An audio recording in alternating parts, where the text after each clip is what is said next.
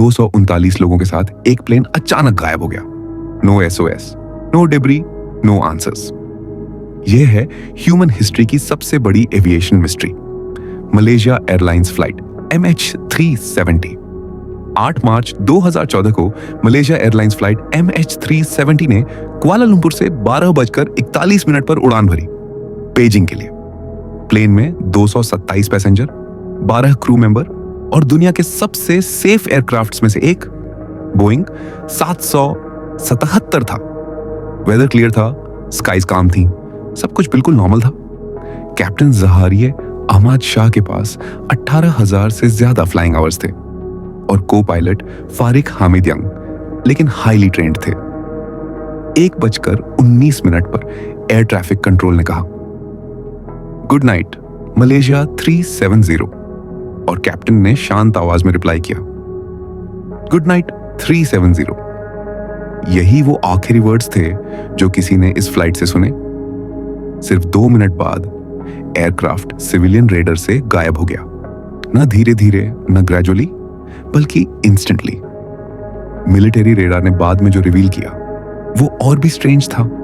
Plane crash नहीं हुआ था, उसने अचानक एक शार्प टर्न लिया, मलेशिया के ऊपर से वापस घूमकर अंडमान सी की तरफ बढ़ गया। ये ऑटो पायलट नहीं था, कॉकपिट के अंदर किसी ने यह टर्न मैन्युअली लिया था। स्ट्रेट ऑफ मलाक्का क्रॉस करने के बाद एयरक्राफ्ट साउथ की तरफ मुड़ा और सीधा इंडियन ओशन के सबसे रिमोट हिस्से की ओर उड़ गया। एक ऐसी जगह जहां ना शिप्स होते हैं, ना आइलैंड्स, और ओशन की डेप्थ 6,000 मीटर तक जाती है।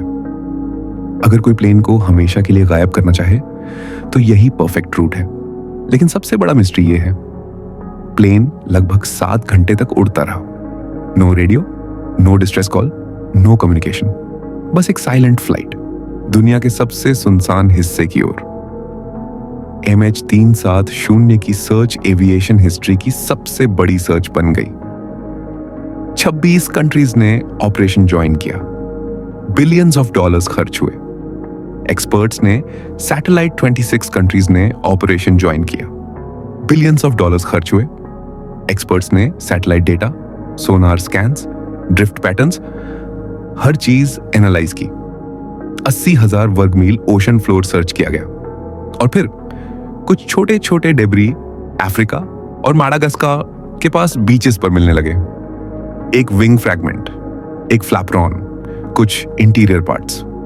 इससे प्रूव हुआ कि प्लेन क्रैश हुआ था, लेकिन मेन रैकेज कभी नहीं मिला।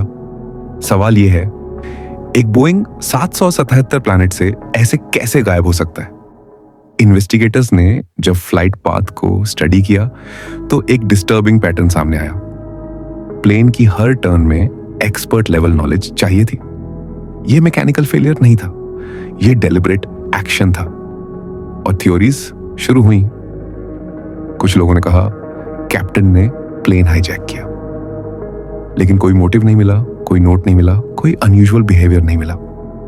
कुछ कहते हैं मेजर मैकेनिकल फेलियर हुआ, लेकिन पायलट्स कहते हैं सबसे वर्स्ट इमरजेंसीज में भी कम्युनिकेशन पॉसिबल होता है। कुछ एक्सपर्ट्स ने साइबर हाईजैक की पॉसिबिलिटी बताई कि प्लेन रिमोटली कंट्रोल किया गया, लेकिन बोइंग इस बात को डिनाई करता है।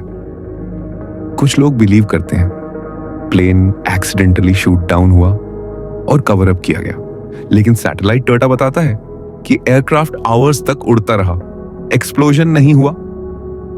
हाइपोक्सिया थ्योरी कहती है कैबिन प्रेशर ड्रॉप हुआ और सब बेहोश हो गए, लेकिन ऑटो पायलट ऐसी शार्प कॉम्प्लेक्स टर्न्स नहीं लेता। कोई तो प्लेन उड़ाकर ले जा रहा था। सालों की इन्वेस्टिगेशन के बाद सबसे एक्सेप्टेड थ्योरी यह है, कॉकपिट में मौजूद किसी इंसान ने जानबूझकर कोर्स चेंज किया, कम्युनिकेशन डिसेबल किया और प्लेन को दुनिया के सबसे रिमोट ओशन में ले गया। लेकिन आज तक हमें नहीं पता वो कौन था और क्यों।